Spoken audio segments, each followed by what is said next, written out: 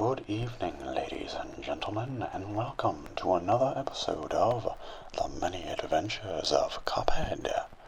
Last time we saw our hero gamble his soul away and start to fight back in an attempt to keep it safe from the devil. He was able to conquer a psychic carrot and win a tussle with toads unscathed. But will he survive today's battalion of baddies? It's time to find out on The Many Adventures of Cuphead, Episode 2. Now this very well may be the most appetizing place I've ever laid eyes on. Except for that candy corn. I'd always suspected that sentient candy corn would have an attitude that matches its horrid taste, but now we have confirmation. Doesn't look like much of a match for Cuphead, luckily. Next in this sickly sweet Baroness's lineup of soldiers is a flying waffle with wings of butter. I'd add a little syrup, but it's not up to me how a waffle decides to dress themselves. Watch out for those fluffy grids, Cuphead. We've also got the occasional jelly bean swordsman charging in his direction. They don't seem too threatening, though. If only Cuphead could eat his way through this battle. Here comes the gumball machine, wildly flailing his legs and spewing gumballs all over the place. I imagine it won't be pleasant if any of those land on our hero's head. The Baroness has broken out their cotton candy shotgun as well, but the ammunition practically floats away.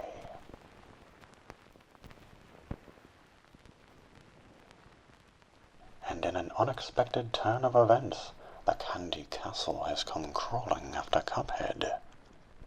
I was expecting the Baroness's head to roll, but not like this. With all these peppermints rolling out of the maw of the castle, it'd sure be nice to have smell-o-vision. And the Candy Crusaders have given up. Cuphead's arrived at the carnival, and this clown clearly has no grasp on how bumper cars are supposed to work. Shouldn't be much of an issue for Cuphead, though. Some swift, smooth dodging going on here. Let's hope the clown will skid on out of here soon.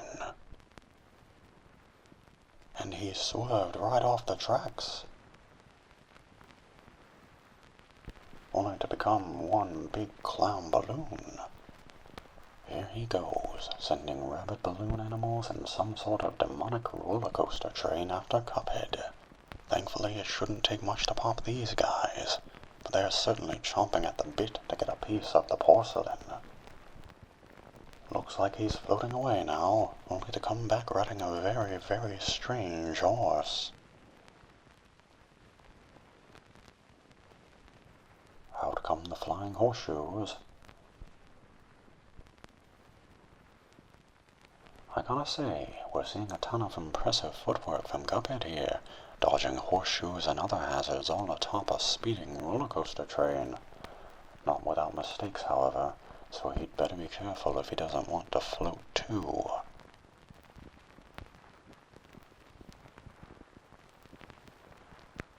Is that the end of this crazed clown? Let's find out.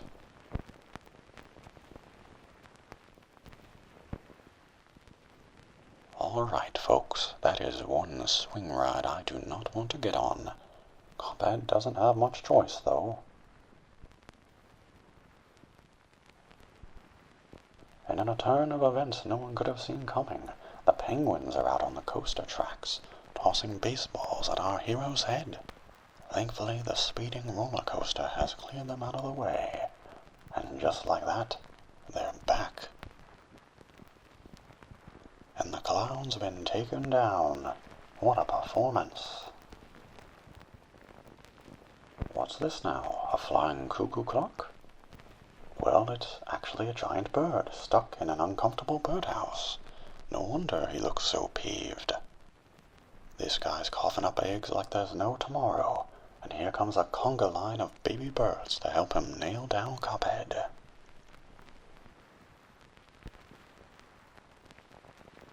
I could really go for an omelet now, folks. watch out for those feathers, Cuphead. Cuphead's got the kind of focus most drink containers could only dream of having, maneuvering his way through these feathers like no one's business. Not even a bomb can stop this avian animosity.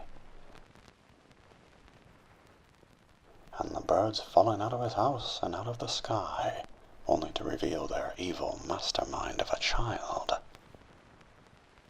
They seem to be using their parents' eggs as a shield, and have somehow engineered some sort of laser gun to use in situations such as these.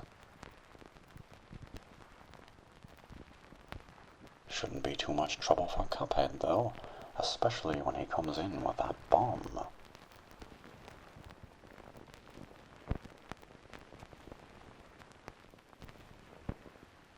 Nice work. Back from what seemed like certain death is the big bird, laid out on a stretcher. Looks like those little flying medical professionals are out to give Cuphead a taste of their bitter medicine. What has that trash mouth been eating anyway? It's definitely a mystery to me. And there's the knockout, along with an act of cannibalistic betrayal. Absolutely savage. Welcome to the desert, everyone. Now who rubbed the magic lamp? This genie looks pretty jolly, but his aggression towards Cuphead sure shows otherwise. These nesting cats may look cute, but I wouldn't want to be hit in the head with one. If only real cats would flock to me this eagerly. That would be nice. Looks like the walls are closing in for Cuphead. He's gotta find a way out, and fast. Luckily, he's able to bomb his way through, but those spitting blades may put a stop to him soon enough if he's not careful.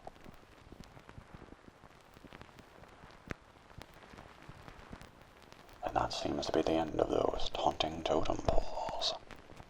Here comes the genie's tomb, which contains the cosmos. Not only that, but some grotesque creature and a parade of ghastly spirits as well. This is getting uncomfortably supernatural, if you ask me. Nothing Cuphead's bomb can't handle, thankfully.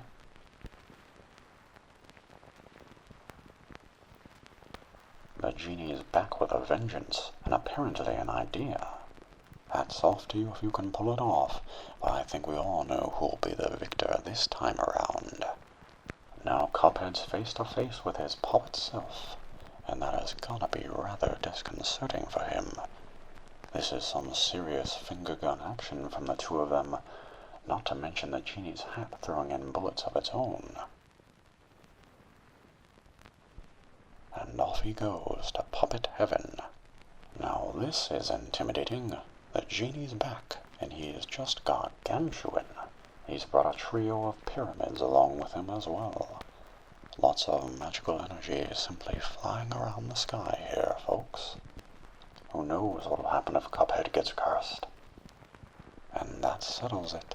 Magic is no match for Cuphead. There's no princess at this castle, just a giant fire-breathing dragon, who can also shoot psychic energy from its eyes, apparently. And here come the fireballs, flying towards Cuphead in perfect parabolic arcs. I wouldn't want to get burnt by those, and I hope Cuphead doesn't either. The dragon's throwing its long tail into the mix now. Probably not much of a threat, but staying far away should be the best bet. There goes the dragon, flying back around the castle, and reappearing behind Cuphead. And out comes a parade of fireballs, marching in unison along the dragon's lengthy tongue. Looks like some of them are jumping out of line to try burning Cuphead. Nothing that can't be dodged with a fair bit of footwork, however.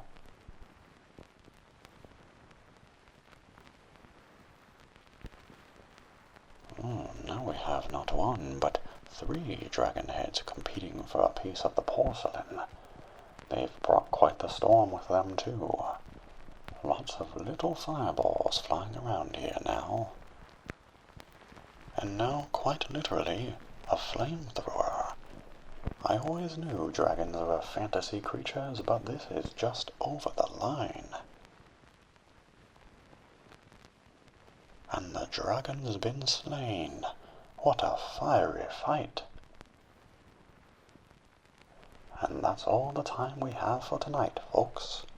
Next time, Cuphead will take to the high seas, attack an army of apparitions, and much more. Will he make it out alive, or will his cup soul become the devil's newest drink container? Find out on the next episode of The Many Adventures of Cuphead.